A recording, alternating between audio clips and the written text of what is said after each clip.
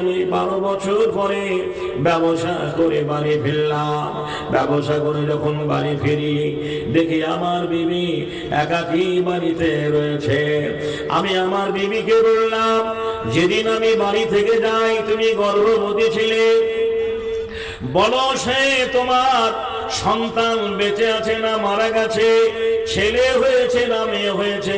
ও আল্লাহর নবী, আমার প্রিয়তমা বিবি অর্ধাঙ্গিনী আমার হাতটা ধরে কেঁদে ফেললো, বলল, স্বামী গো, আমি যে জননী মা, ছেলে হলো মায়ের সন্তান, মেয়ে হলো মায়ের সন্তান। একটা মা তার মেয়েকে গর্ভধারণ করণে বাড়িতে বেড়া মেয়েকে যত যন্ত্রণা সহ্য করে, ছেলেকেও সম পরিমাণ কষ্ট পায়। আমি তোমার কথা স্বামী গো ভুলে গেছি, তোমার কথা রাখতে পারিনি। আমি যে জননী মা, স্নেহ ভালোবাসা মায়া মমতা দিয়ে আমি তোমার ঔরসাত মেয়েটাকে বাঁচিয়ে রেখেছি। তুমি আসবে ভেবে, তোমার কথাটা মাথায় রেখে তুমি আমার মেয়েটাকে সহ্য করতে পারবে না, এটা মাথায় রেখে আমি আমার 12 বছরের মেয়েটাকে বাপের বাড়িতে রেখে দিয়েছি। ও আল্লাহর নবী, আমার মাথা কাজ করলো না, আমি জ্ঞান শূন্য হয়ে গেলাম, সব আমি কি বলছেন হারিয়ে ফেললাম। আয়ামে জাহিলিয়াতের যুগের কথা মাথায় রেখে আমার মেয়ে বড় হয়ে গেছে, যৌবন এসেছে, মেয়েটার বিয়ে দিতে হবে অন্য একটা ছেলের সঙ্গে, আর সে আমার মেয়েটাকে ভোগ করবে, এ অন্যায় বরদাস্ত করা যাবে না। সকাল হতে না হতে আমি শ্বশুরালয়ে গেলাম, তাদের সালাম জানালাম। তাদের সালাম জানানোর পরে তারা আমার জন্য 12 বছর পরে বিবাহিত ছেলে যদি শ্বশুর বাড়ি যান কত সম্মান হয়, সুবহানাল্লাহ। আমাকে তারা প্রাণ করলো, ভালো খাবার খাওয়ালো, আর আমি তাদেরকে বললাম, আমার মেয়েটা কই, তাকে তোমরা কোথায় রেখেছো? ও আল্লাহর নবী, আমার মেয়েটাকে লুকিয়ে তারা রেখেছে। আমি বললাম, আমার মেয়েটাকে, আমি মেয়ের বাপ, আমার মেয়েটাকে আমি নিয়ে যেতে এসেছি। তারা আমার মেয়েটাকে নতুন জামা কাপড় পরিয়ে আমার সঙ্গে সাজিয়া পাঠিয়ে দিল। আমি মেয়ের বাপ আবু দারদা দুর্গম পথ, হাঁটার রাস্তা, পায়ে হাঁটা রাস্তা, হেঁটে হেঁটে হেঁটে হেঁটে চলেছি। সারাদিন হাঁটার পরে বালু আর বালু, মরুভূমির ময়দান, মেয়েটা আর চলতে পারছে না। বলছে, আব্বা আমি একটু পানি পান করব। তখনই শয়তান আমাকে ওয়াসওয়াসা দিল, শয়তান আমাকে কুমন্ত্রণা দিল। আমি তখন একটা সুযোগ পেয়ে গেলাম, মেয়েটাকে বললাম, মা এই মরুভূমিতে পানির ব্যবস্থা নেই, তুই তো জানিস রে মা, পাতালে পানি আছে, এই খেজুর গাছের নিচে তুই অপেক্ষা কর, আমি তোর বাপ মাটি কেটে কুয়ো তৈরি করবো, ইদারা কাটবো, খাল করবো, সেখান থেকে পানি বের হবে, আমি সেই পানি তোকে পান করাবো। ও আল্লাহর নবী, আমার মেয়েটা ঠাই খেজুর গাছের নিচে বসে থাকলো। আমি আবু দারদা আমার এই দুটো পা ফাঁক দিয়ে মাটি কেটে কেটে গভীর গর্ত করলাম, ইদারার মতো গর্ত হয়ে গেছে। মেয়েটা রুটি মেরে আমাকে দেখতে পাই না, আমিও মেয়েটাকে দেখতে পাই না, এত দূরাদূরি হয়ে গেছে, আমার শরীরের ঘাম গুলো চুয়ে চুয়ে পড়ছে। আমার মেয়েটা বলল, আব্বা আমি আর পানি পান করব না, আপনি গর্ত থেকে উঠে আসুন। আল্লাহর নবী, যখন আমার মেয়েটা গর্ত থেকে উঠে, আমি গর্ত থেকে উঠে এলাম, মেয়েটাকে বললাম, মা পানি বের হয়েছে কি একবার দেখ। ও আল্লাহর নবী, আমার সরলমতি মেয়েটা যখন ওই গর্তের কাছে উঁকি মেরে দেখতে গেল, আমি আবু দারদা আয়ামে জাহিলিয়াতের কথা মাথায় রেখে, আমি মেয়ের বাপ, আমার মেয়ের যৌবন এসেছে, অন্য একটা ছেলে ভোগ করবে, এটা বরদাস্ত করা যাবে না। পিছন দিক থেকে মেয়েটাকে একটা ধাক্কা মারলাম, মুখ থুবড়ে মেয়েটা পড়ে গেল, নাক কান দিয়ে রক্ত গড়াতে লাগলো, মাথা ফেটে গেল। মেয়েটা আম্মা আব্বা বলে আর্তনাদ করতে লাগলো। আব্বা আমাকে একবার বাঁচিয়ে তোলো, এই গর্ত থেকে গুহা থেকে আমাকে উঠিয়ে নাও। আমি জাহেলিয়াতের কথা মাথায় রেখে এই পাপ দুটো হাত দিয়ে আল্লাহর নবী আমি জ্যান্ত মাটি চাপা দিয়ে বাড়ি চলে এলাম। শতবার মেয়েটা ডেকেছে, আমি তার দিকে কান করিনি। নবী গো, যদি কথা আমি আগেই জানতে পারতাম যার মেয়ে নেই সে জান্নাত পাবে না, তাহলে আমার মেয়েটাকে কখনো কোনোদিন আমার এই পাপ হাত দিয়ে আমি হত্যা করতাম না। রাসূল বলেছে, কোন মুসলিম যদি ঈমান আনে, কালেমা পড়ে মুসলমান হয়, আল্লাহ রাব্বুল আলামিন তার অতীতের গুনাহ আল্লাহ মাফ করে দেয়। আবু দারদার জন্য আল্লাহর নবী দোয়া করলেন আর বললেন, আবু দারদা, পূর্বের গুনাহ তুমি যা করেছো, ঈমান আনার পরে, কালেমা পড়ার পরে, মুসলমান হওয়ার পরে মহান আল্লাহ তোমাকে ক্ষমা করে দিয়েছে। আমার বক্তব্য হচ্ছে, খালার আমার, কে যেন বলেছে তোমরা আমাদের শিক্ষিতা মা দাও, আমি তোমাদের সুসন্তান দান করব। ইউনিভার্সিটি বলেন, স্কুল বলেন, কলেজ বলেন, এই শিক্ষা প্রতিষ্ঠানের প্রথম কেন্দ্রবিন্দু হচ্ছে তার জননী মা। জি, মা শিক্ষিতা হলে পরে ছেলের আদব ভালো হবে, মা শিক্ষিতা হলে পরে ছেলের ভাষা ভালো হবে, মা শিক্ষিতা হলে পরে ছেলের জ্ঞান গরিমা আলাদা হবে, মা শিক্ষিতা হলে পরে যে ওই ছেলে বন্ধুরে আমার লেখাপড়া করবে। বলেছে, কে জানো, তোমরা আমাদের শিক্ষিতা মা দাও, আমি তোমাদের সুসন্তান দান করব।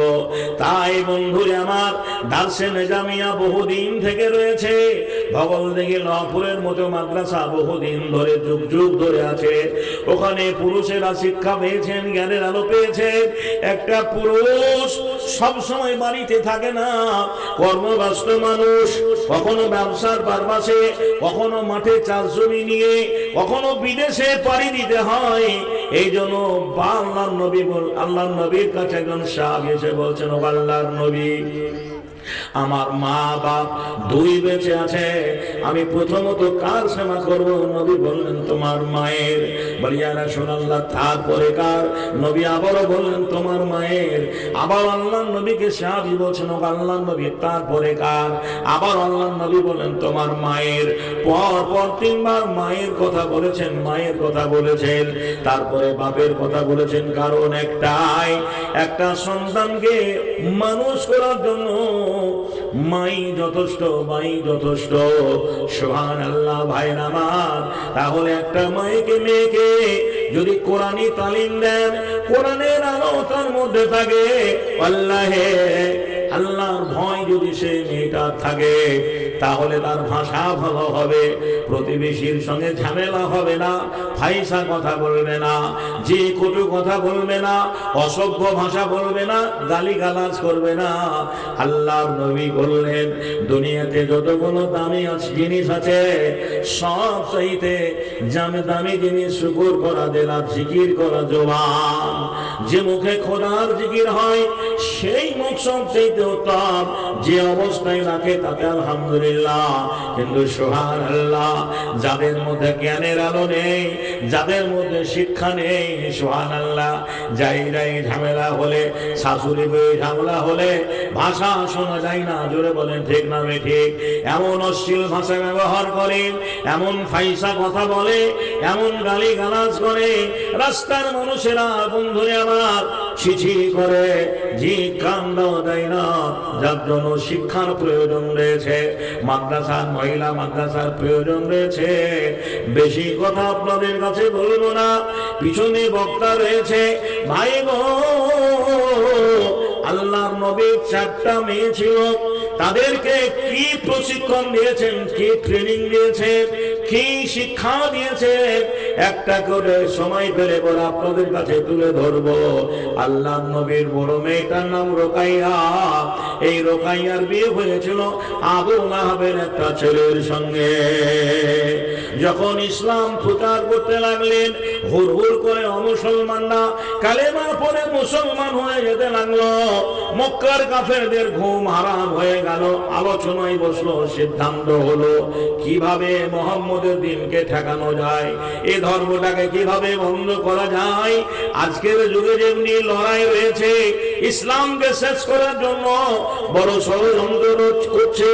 বন্ধুরা আমার, ভাইরা আমার, এক শ্রেণীর মানুষ চাইছে ভারতবর্ষ থেকে মুসলমান মুছে যাক, যাতে মুসলমান না থাকে, ইসলাম না থাকে। বন্ধুরা আমার, ভাইরা আমার, নবীর যুগেও সেটা ছিল। মক্কার কাফেররা আলোচনা করার পরে সিদ্ধান্ত হলো এটাই, মুহাম্মদকে ধীরে ধীরে কষ্ট দিয়ে মারতে হবে, তার মেয়েটাকে তালাক দিতে হবে। ভাই গো, এখানে যারা মেয়ের বাপ বসে আছেন, বাপজানেরা আমার, বিবাহিতা আপনার মেয়েটাকে, একটা মেয়ের বিয়ে দিতে কত টাকা খরচ, কত সুবহানাল্লাহ ফেরেশান। যারা পর পর 3টা মেয়ের বিয়ে দিয়েছেন তারা আমার ভাষাটা বুঝতে পারছেন। যারা মেয়ের ভাই আছে, সুবহানাল্লাহ, এমন ভাই আছে বাপের বর্তমানে বড়টার বিয়ে দেওয়ার জন্য সারা বছর কেরালায় পড়ে থাকে, ঈদেও বাড়ি আসার সময় হয় না। জি, আমার বোনের বিয়ে দিতে হবে, পণ লাগবে, টাকা লাগবে, জি সুবহানাল্লাহ, মালা লাগবে, কানের লাগবে। ভাই গো, ওই বোনটার বিয়ে দেওয়ার পরে যদি তালাক দিয়ে দেয়, বলুন আপনার মনে কত কষ্ট হবে, কত ব্যথা পাবেন। আমার মায়েরা আমার কথা শুনতে পাচ্ছেন? ও মা খান আমার, আপনার বিবাহিতা মেয়েটাকে যদি তালাক না হয়, বলুন আপনার কষ্ট পাবেন কি পাবেন না।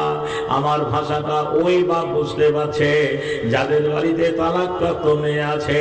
আমার ভাষাটা ওই মা বুঝতে পারছে যাদের বাড়িতে তালাকপ্রাপ্ত মেয়ে আছে। আমার ভাষাটা ওই ভাই বুঝতে পারছেন যাদের বাড়িতে তালাকপ্রাপ্ত বোন রয়েছে।